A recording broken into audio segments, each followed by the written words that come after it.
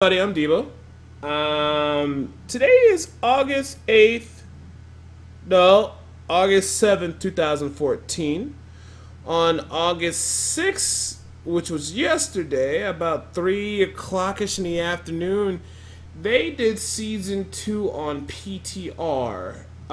They still have the Miser's Quest in, which people are exploiting, but I won't go beyond that. I play it in a normal, legitimate way. Um, Adventure mode was open at level 1, so I did do level 1 to 70 doing bounties in Act 1. That went really well. End up clocking in at level 70 at 9 hours and 40 seconds.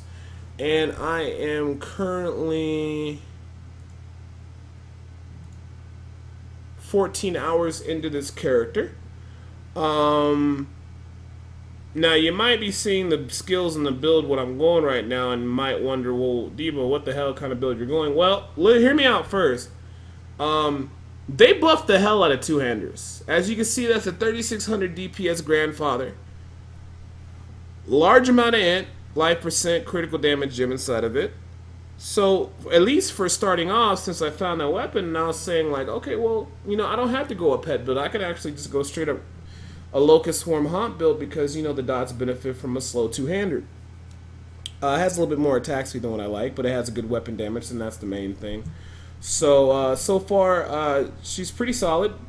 I got all my preliminary gear set up, and by preliminary gears, I got, like, you can see I got int, vitality, all resistance, movement speed on my boots.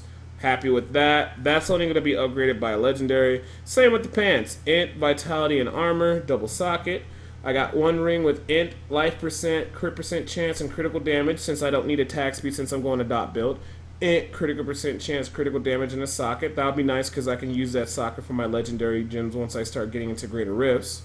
I got a Hellcast Waistguard, int, vitality, attack speed, and increased damage versus leads. I'm thinking about rerolling that attack speed to more of a survivability stat because dots really don't benefit from attack speed. I got these nice glittery gauntlets. I was able to roll these. Got some nice crit percent chance, int, and critical damage. And area damage, yes, it does work on dots, which is a bonus. I got this nice center coat, so I ended up using Searing Locust. That's been working out pretty well. And also these generic just int, vitality, all resistance, crit percent bracers. Profane Pauldrons, int, vitality, area damage, which is also cool. Haunt damage 15%. Better than nothing.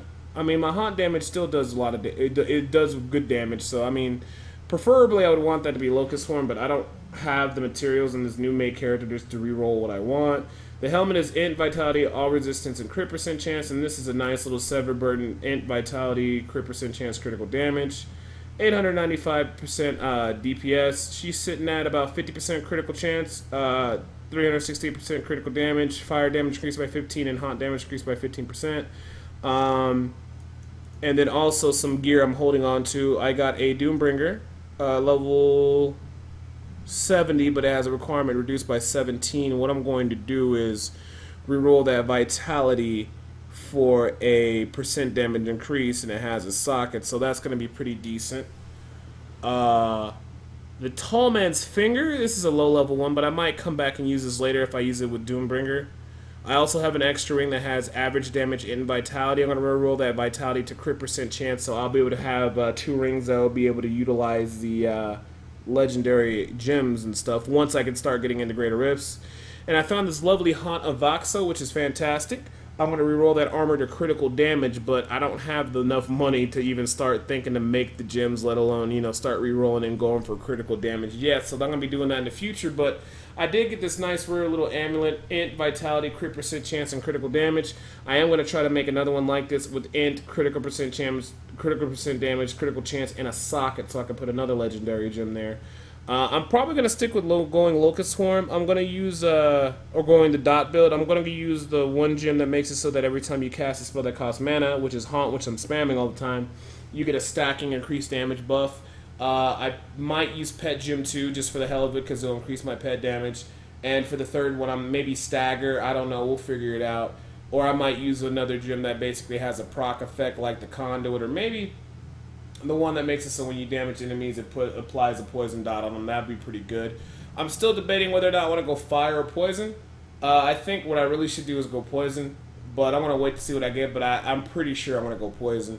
I'm gonna start crafting. Hopefully by tomorrow in the stream, I'll have enough to get the shoulders, chest, and the braces for the Ogden's Authority, and then I'm gonna go for I don't know what I want to go for after that. 3-piece Ogden's Authority, maybe do some bounties and try to get a Ring of Royal Grandeur.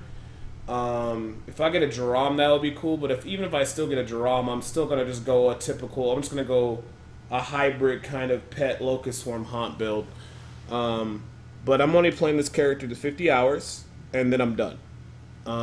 Because there's no point to keep trying to test it and go at it because people are using my users, and it's hard for me to compare like real data or how things are really going to scale and how things are going to progress against people who are using something that I'm not using. Overall, it was really easy on leveling. I'm surprised it went so fast, but I mean, that's just what happens when you have adventure mode available from level 1. I don't think they're going to have it like that when the servers come out. I do think you're going to have to clear story mode out first. So for the first set amount of hours, everything went well. I'll be streaming more later on tonight, probably 8 hours from now. I also got a new 2 tutorial video guides for the new Zombie Charger pet build that's based around physical damage, and I will be posting the Reddit guide to that today, and then when I wake back up I'll do the Diablo fans one, and then later on this week I'll post everything and finish up and do the same post again in the Diablo 3 Witch Doctor forums. So make sure you guys check that out. And then of course Friday night, when it turns midnight, it will be of course August 9th, Saturday morning, 12:01 in the morning. It's my birthday, so I'll be doing a 24-hour stream for that in celebration of me being able to stream Diablo full time, and I haven't killed myself due to overplaying, so that is I guess you would consider that a blessing. We also got console hype coming up on the 19th. We're up to 43 hours for the console marathon.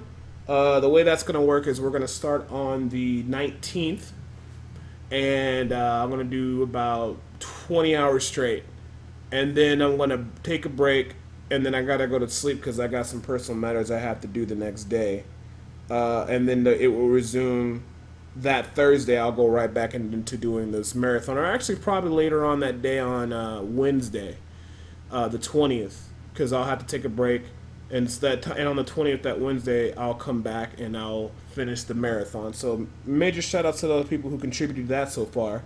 So just keep checking on YouTube, Facebook, Twitter, all that good stuff, so you guys will stay updated. I'll see you guys starting August 9th, 12:01 a.m. in the morning for the 24-hour stream coming up in a couple days. And as always, I appreciate you guys watching the stream and following and all that stuff. And I will do another update video for this Seasons 2 PTR, PTR 2.1, patch 2.1 Seasons 2 character, so we can see how she looks at 50 hours. But 15 hours in, she's looking pretty damn strong. So I will see you guys later. I'm Debo, and I'm out.